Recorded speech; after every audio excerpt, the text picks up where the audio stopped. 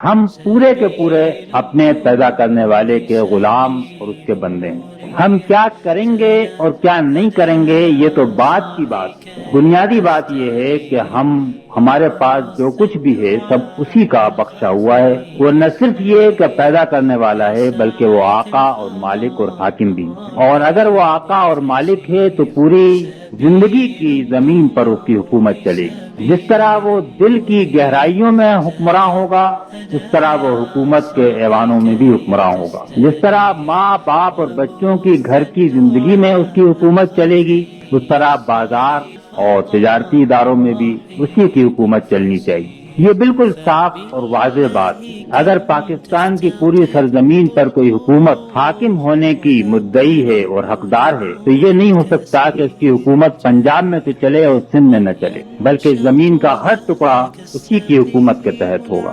تو اگر ہم زندگی کو ایک زمین کی طرح دیکھیں تو اس زمین کا ایک انچ بھی ایسا نہیں ہے کہ جو کسی دوسرے کے ماتحت ہو، اور اگر وہ کسی دوسرے کے ماتحت ہو تو اس کے معنی یہ ہے کہ وہ دوسرا بھی ایک خدا ہے۔ جس کسی کا بھی حکم ہماری زندگی پر اس طرح چلتا ہو کہ وہ اللہ کے حکم سے الگ ہو کے چلے تو وہ خود اپنی جگہ پر ایک خدا بن جاتا ہے۔ چنانچہ دین کی بنیادی یہ ہے کہ اللہ کے علاوہ کوئی الہ نہیں ہے، اور الہ کے معنی یہ ہے کہ وہ چیز جس کے ہم اتنے وفادار ہوں، اتنے تابعدار ہوں کہ اللہ کے علاوہ یا اللہ سے زیادہ ان سے وفاداری ہو یا ان سے محبت ہو یا ان سے اطاعت ہو۔ یہ بت اور الہ پتھر کے بھی ہو سکتے ہیں، چاند اور ستارے بھی ہو سکتے ہیں، درخت بھی ہو سکتے ہیں، ہم خود بھی اپنا خدا بن سکتے ہیں۔ ہمارا اپنا نفس بھی اگر ایسا ہو جائے کہ ہم اس کی پیروی اس طرح شروع کر دیں کہ اللہ کو نظر انداز کر دیں تو وہ بھی ایک خدا ہے۔ قرآن نے کہا افرأیت من اتخذ الہہ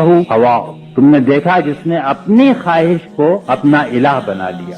اور ایک دفعہ ایک آیت قرآن کی نازل ہوئی یہودیوں اور نصارہ کے بارے میں، تو قرآن نے کہا کہ اتخذوا احبارہم ورہبانہم اربابا من دون اللہ، انہوں نے اپنے علماء کو اور اپنے پیروں کو اللہ کے علاوہ اپنا رب بنا لیا۔